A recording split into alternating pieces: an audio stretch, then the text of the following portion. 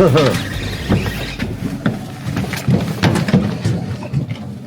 one's hot. Hey! This is yours. Good morning. We are on the Togiak River. We came back like we promised to twitch jigs. And we're here for Coho season. It's the front end of the Coho run, and it seems like this year they're early, so we're getting some opportunities. This one looks like a good one. We just started fishing. Almost nearly ripped the rod out of my hand.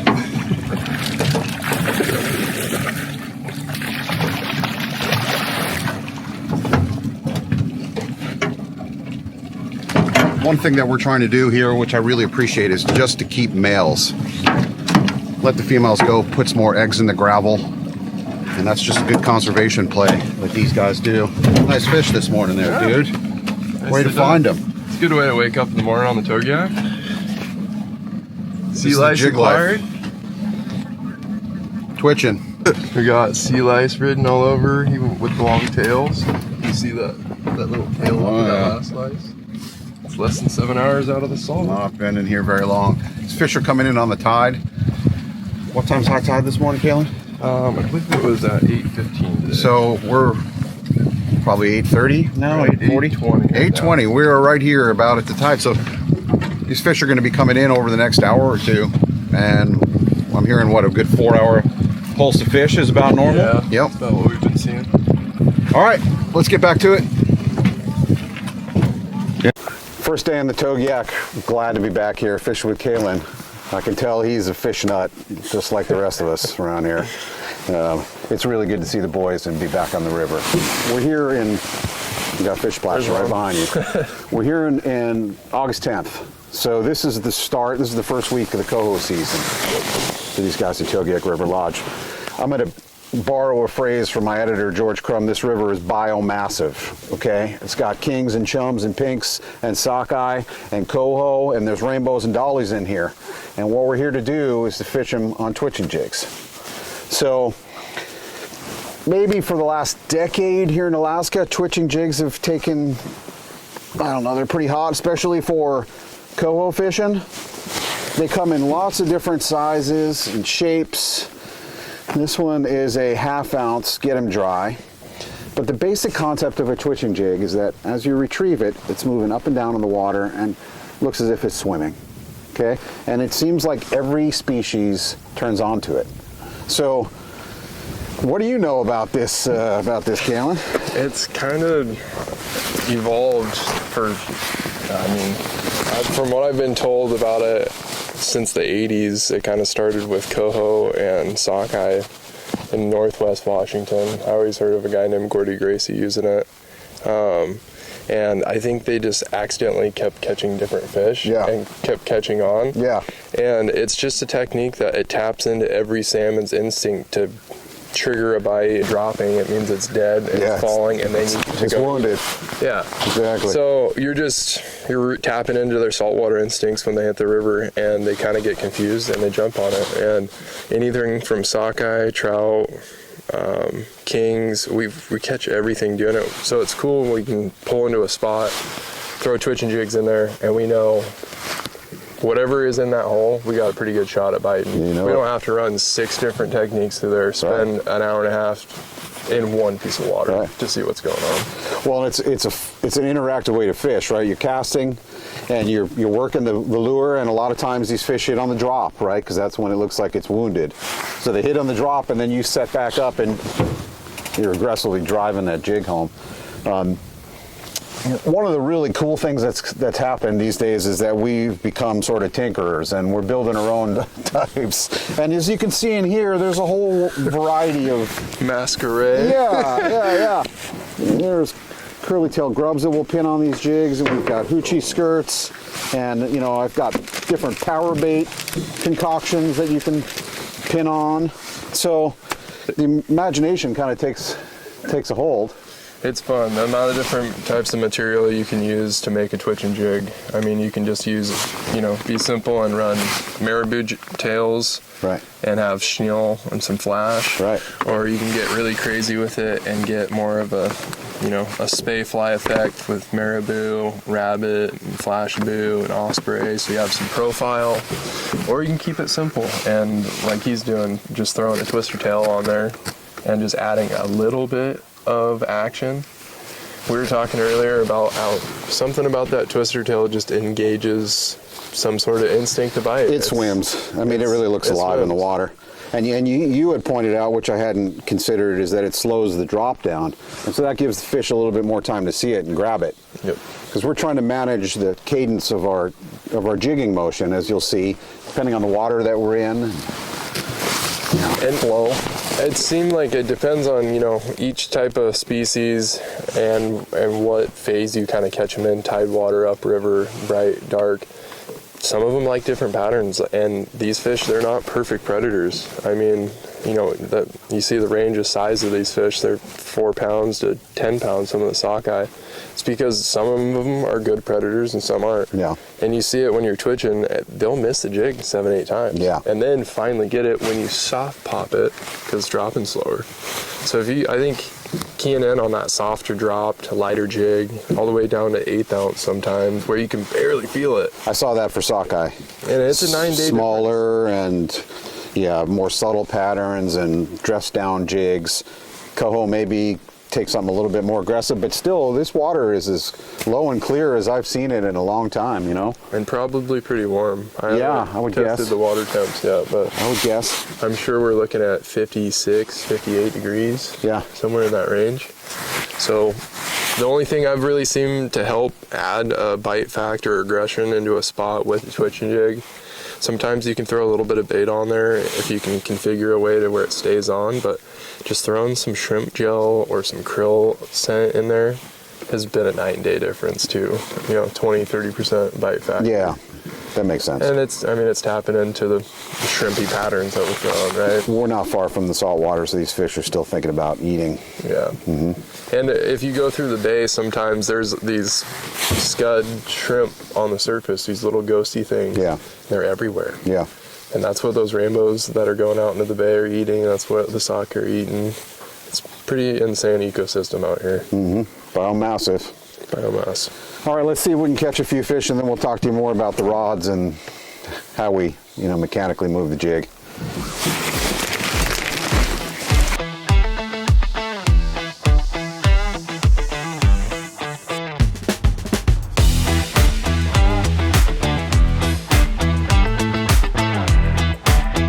Look at this buttery morning that we've got here.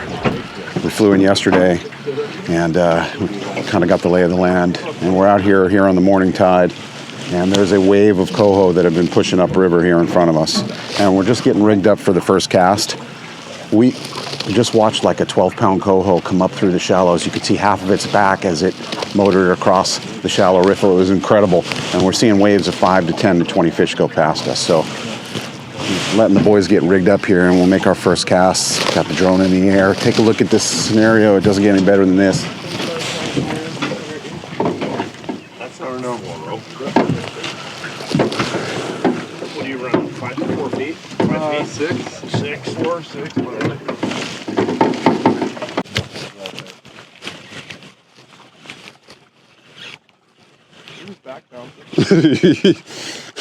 Oh, there's one. Oh, yeah, baby. That was so sick. Oh my. Come on, boy. Now you're talking. Thank you very much. Get Alaska. Marcus. That's crazy. In Alaska. You don't see many of those out here. Miss Cliff. Come on, Marcus. You made Get in here. you made the wrong turn. Wrong turn, buddy. These Cali Washington fish. There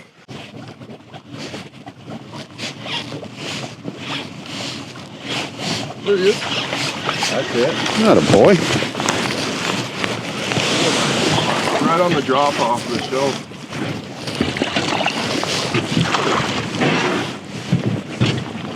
Nice buck.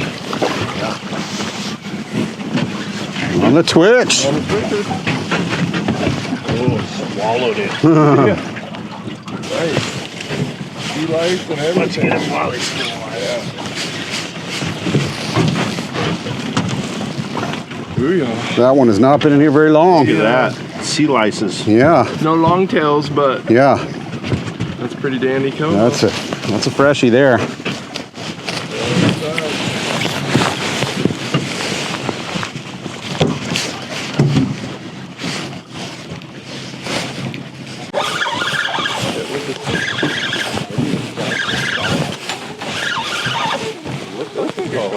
Boy, it snuffed it as soon as it hit the water. Like it landed and it ate it. We just need to put it. Oh! Now it woke up. Oh, just lost the critter. Those are the coolest fish. Oh, we were It's like, what the hell, man? Oh yeah.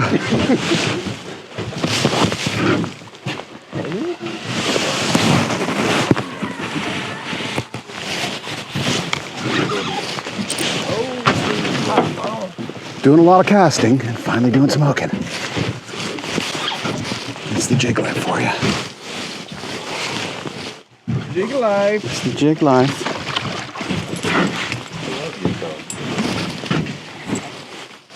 One for the home team. Should we throw a creature bait back in its pipe?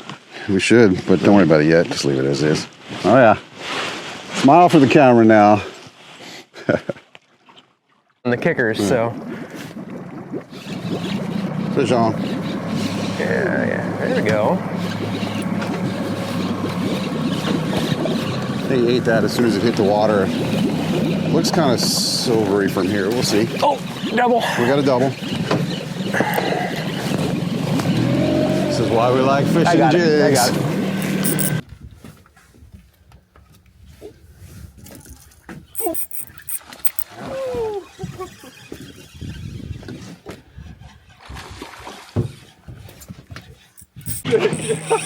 That must have followed it for. That must have followed it for a while. No belly coming.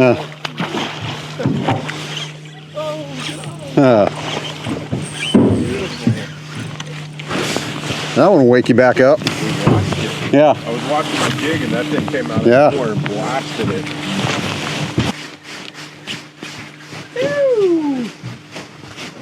Go. And then the last jig, like you were talking about, Ken. Little jig life action. Oh yeah. Oh yeah. That's how they do it.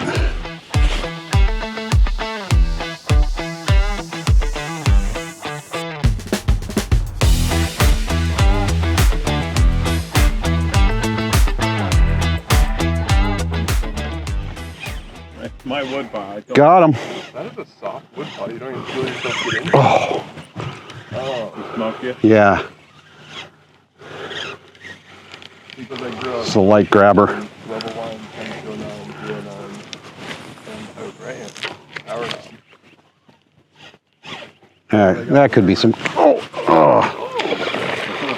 That could be. Could be, but it's not. Get one. Is that a dolly?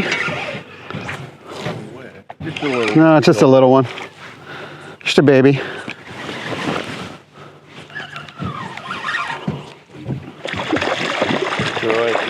It's a little sweetheart. In the world of salmon, there is something called a jack. Yes, sir. Oh, farm. There's something called a jack, and it's a 2-year-old male. Yep. This happens to be a female, so it's just a small female, but the jack buck here is probably half that size, right? Are you kidding me? No, that's wood. Here you go. You know you know what you call the females ones, the female ones, right? Jill. Yeah. Dang it! Beat me. Thank you. Guy jokes are like that. No way. Yeah. He's still chasing it. Yeah. Yeah, you got it. Could you do that again? He asked me to do it again. I heard it. Yeah. I think Can't that. believe that happened that way. It was awesome. That was incredible. Yeah.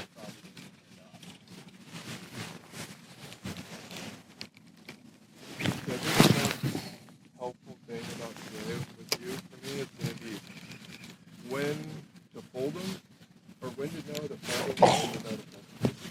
Missed that bite. Got that bite.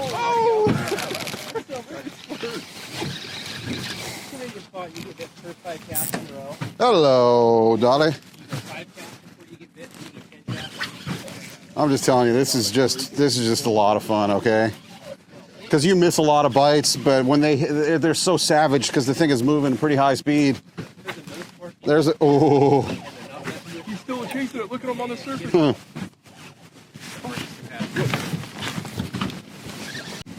Okay, so like I was saying, I like even casting quartering downstream because as the jig comes up in the air, downstream it flutters a little bit slower. And as we slow down the drop, that gives Sam a little more time to grab a hold of it. What you'll see sometimes is that you'll snag fish because they're whipping at it, and the faster it's dropping, the more they have to attack it and catch it just right. And sometimes they'll miss it and they'll swing around it, and then you set the hook and you catch them in some other place. But those fish we're trying to eat. So part of what we're doing is work on the retrieve so that it slows down the drop and gives them more chance to find it.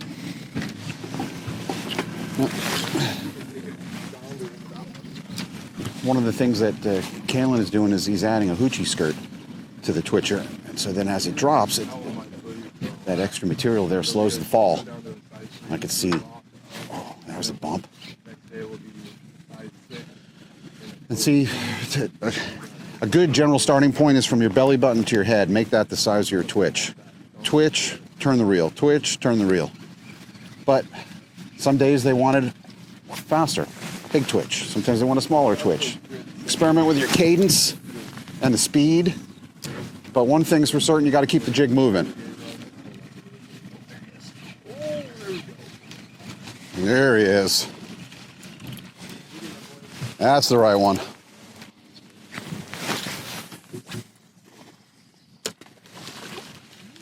Ooh, that's a bumper.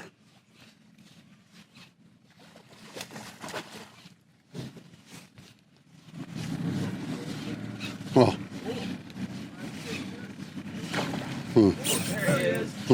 Doubles. Doubles. Come on, triples. Let's go. Lodge, nothing crazy to report on this year that's really any different. All right.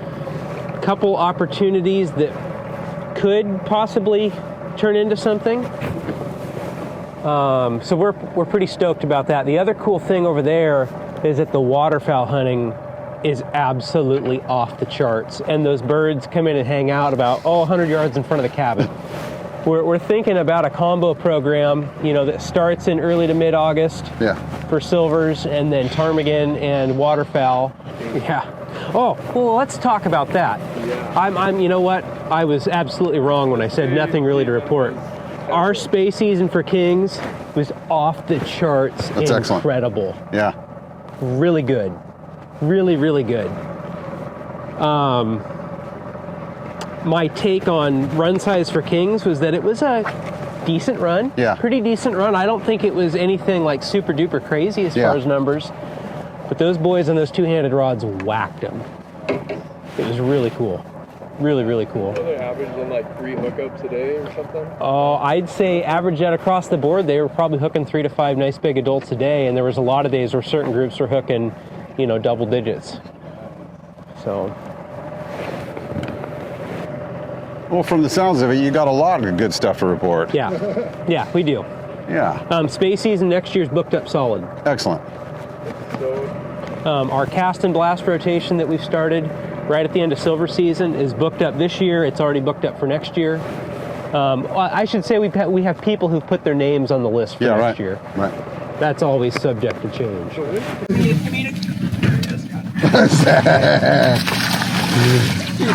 Oh, good one. Dude, and up here, you'll catch fish on those colors, but you'll catch 10 times more if it's just straight stupid pink, and it's really frustrating because it needs to be more complicated than that, I want to make it harder. Yes. For your pocket, not worth Just keep moving. Comparatively. Yeah, just keep moving.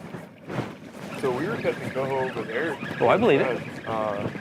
Stickfish? 2 days ago. But it wasn't, I want to got? Oh, we're in the land of the zombie pinks. Wow, look at that little thing. I don't see very big. Looks like a pink Hey, Marcus, jack. mine's uglier than yours is. Is it? Oh God! This thing's pretty. Oh yeah. Good cracker butter on it. Oh, you do win. Yeah.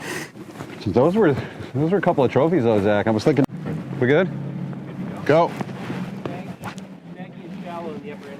Okay. Okay. So a good twitch rod is somewhere in the, I don't know, 7.5 foot range, which is what these rods are. You want sort of a short enough rod that you can work your jig with the right amount of action. So you want something that's sort of medium fast to a fast action. This is kind of a medium light, 6 to 12 pound. And this is doing a good job. This is an Okuma Reflections rod. Lots of different rod companies make different, styles. And spinning rods, I think, work best for this, for twitching. You can certainly do it with a casting rod as well. So, you need a reel with enough drag to be able to handle these fish that are up to, say, 15 pounds. Usually we're going with braid with a top shot of fluorocarbon, 20, 25 pound. They're not particularly leader shy. And then we've talked about the jigs, so all kinds of different sizes, anywhere from 1/8 all the way up to, say, 3/4, depending on the water. A bunch of different colors. Pink's a good place to start. Okay.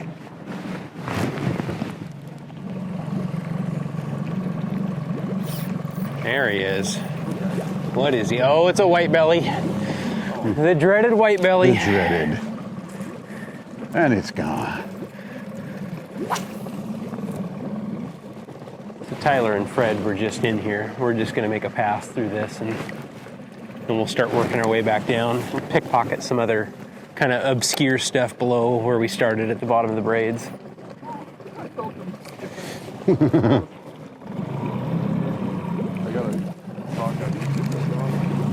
Oh, there we are. That's the right kind. That's the right one.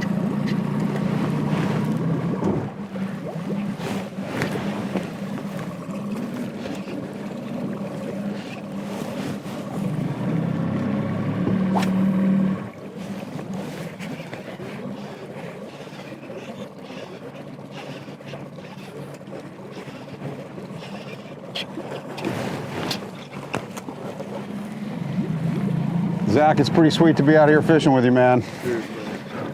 You know what? This is a treat for me too. My heart is still on the water. It's not in the generator room or You got a lot of fixing a responsibilities, sewage man. pump. I would much prefer to be out here. I know it's hard to pull away. I'm not complaining. I really know it's hard. I'm really not, but I do like getting out on the water every now and again. I'll never forget that first trip that I had with you, Marcus. When we had those two guys that had won the trip through Fish Alaska. Rodney Barretto and Art Selly. Yeah, and there he is. And that first day, we lit him up. That was probably my best first day of silver season ever. That was nuts. And then we got that absolute mind-blowing storm. Oh, man. And it went from where it's at now to water to the top of the bank. And muddy, way muddy. And it mixed things up on us. Yeah, we ended up fishing way the hell back up in these sloughs and channels off of this side channel here. You never missed a beat, though. I mean, come on. We caught so many fish. We did. We were very fortunate. We caught so many fish. Did that water help the beginning of the season get going? No. Oh, really? No, it hindered things massively. But it was such a good run, it didn't matter. Way Yeah. Okay.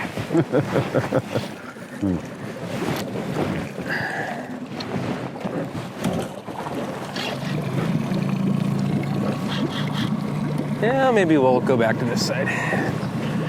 Come on, get up here. Oh, that's a nice buck.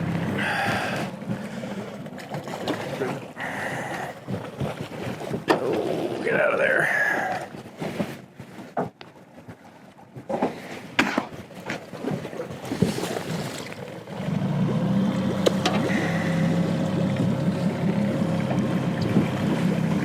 It's almost too heavy to do that with.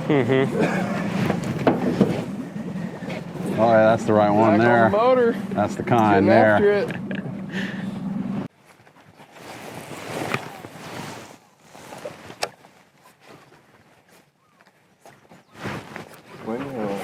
Oh, there's silver. Well, okay, that's good.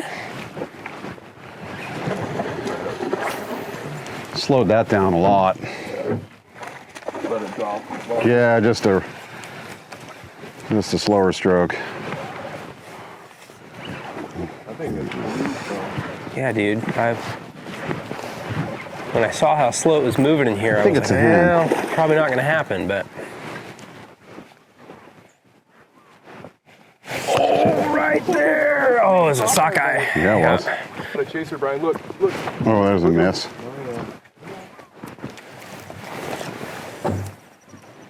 Oh, come on.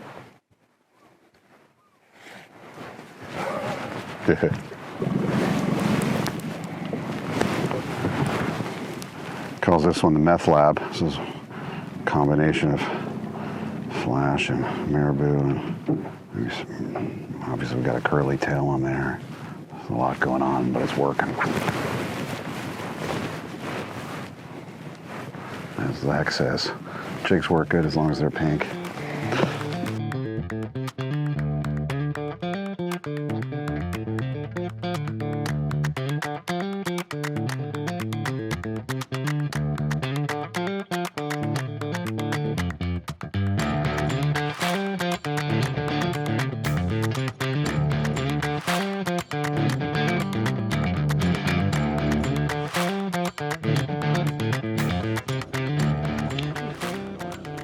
There's a chaser. Oh, you dog. Right there. 2 rod lengths. saw one. Yeah. Follow. Yeah. Oh, look. Oh, there he is. Oh, on the wood. Oh, big chumbo. Oh, chum dog. Nice. First one of those today. Yeah, I'm liking this spot. Yeah. Sight fishing. They're hungry. I love chums. Oh, man, aren't they? They're such a cool fish. Yeah, they are. Underappreciated. I mean, how can you not like a chum? We told you before there's 5 species of Pacific salmon in this river. This is a chum salmon, otherwise called a dog salmon. This is the second largest of the species. These fish are relentless. They never quit. They never quit. They never quit. And they're usually pretty aggressive biters. You can catch them a lot of different ways. They're good fly rod fish. And, you know, when they're chrome bright, people eat them, that's for sure. I've eaten lots. Yeah, I have too. Make a great smoked salmon. They do. Chrome bright, you know. Now, fish like this is a male, appears to me. And it's colored up. This isn't a fish that we're going to keep, but it's heck of fun to, I mean, look how hard he's working, and still there's no give up in this fish. Yeah, it's not like I'm being a baby with Yeah. Man hands got a hold of him. Man hands. Let's see him. They have a wrist. That, my friends, Yep. is a beautiful fish. Look at those teeth. Yep. Teeth are only going to get bigger on this fish too. Give him a little shock charge back in the water. There he goes. Sweet. Fish on, boys. There we go. Atta boy.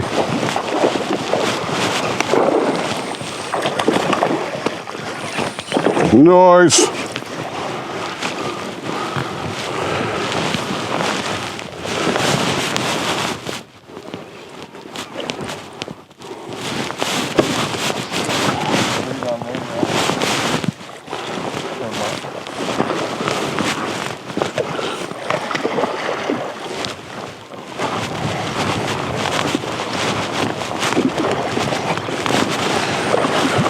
Okay, let's talk a little bit about technique. On twitching? Yeah, twitching technique. Tell them. We're out here switching to half-ounce jigs on these gravel bars as these fish are coming up the inside out of the tide. And if you can kind of see below us, this river bends to the left. And these fish, they're going anywhere from 10 miles upriver to 60 miles upriver. They're taking the path of least resistance. So me and Mark are just putting ourselves right in their traveling lanes. And we're popping fishing jigs on the inside, keeping it really subtle. So what would you say? Maybe a quartering cast downstream, and it looks like you caught that one almost at the halfway down on the swing. Yeah, on my down hang. So good chance that fish was chasing for a while, right? Yeah, he probably peeled out out of the school. Oh, that's a beauty.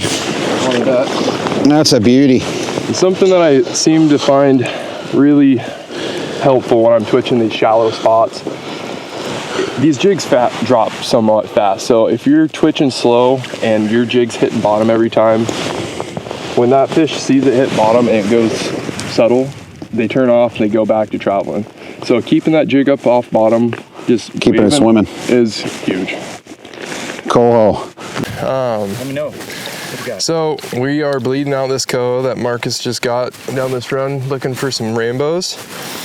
We're kind of talking about how important it is to bleed your fish.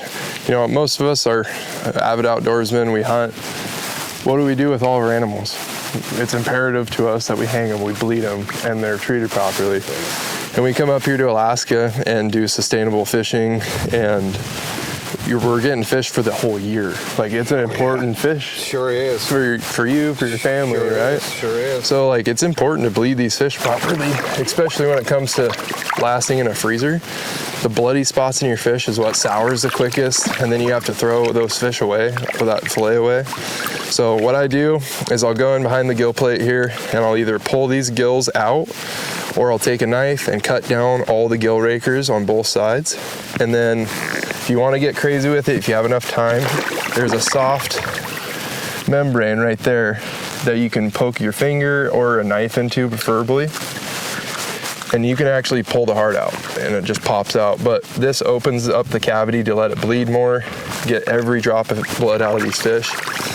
And then I'll hang these fish upside down. We've had this fish bled with the gills out for probably 30 seconds before we start talking.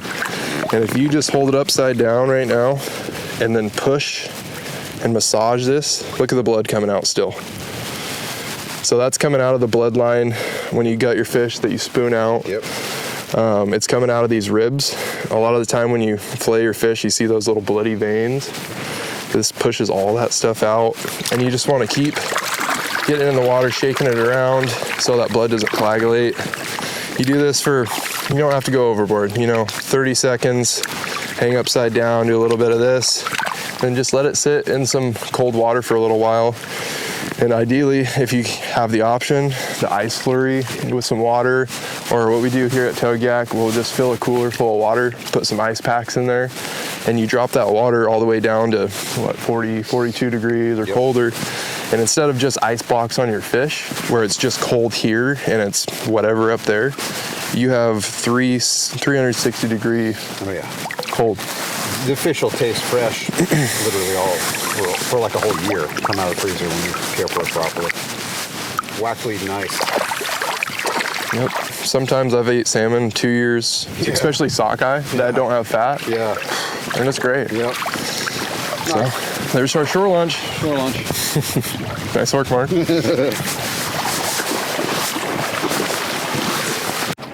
Yeah. Oh, there he is. Oh, there he is. He's not hooked in the right spot, but there he is. That doesn't count as a bite, so my free cast rule still applies. Okay.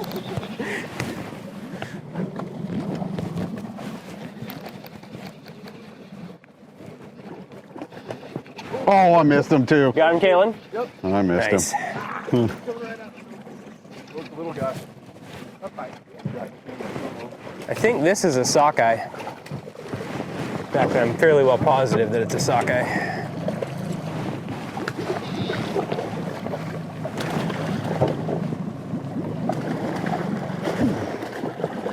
Yeah, it is.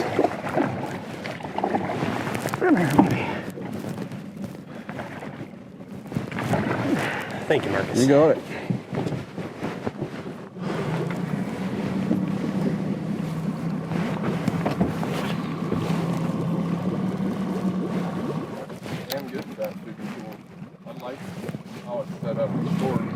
It's right there on you, you're not looking, searching around for it is the biggest thing for me.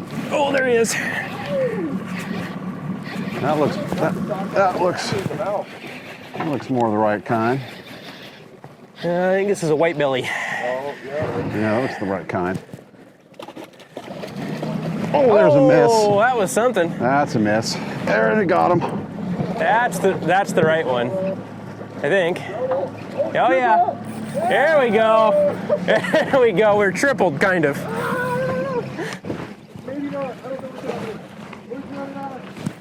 It's been an awesome episode of the Jig Life. I gotta say, thanks as usual to the Larson boys. How many great times we've had in this river, and to come back here and do it again and again. It always makes me smile to be here. Till we see you next time. Thanks for being here on the Jig Life.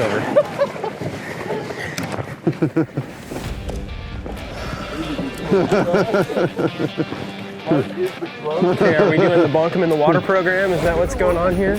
There's a good one here.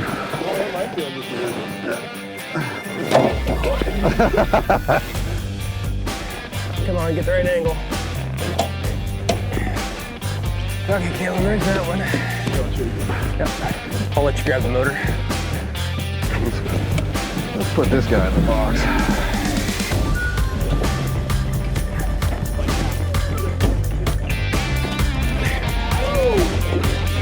Oh yeah. Oh yeah. Thanks, Zach. Here we go.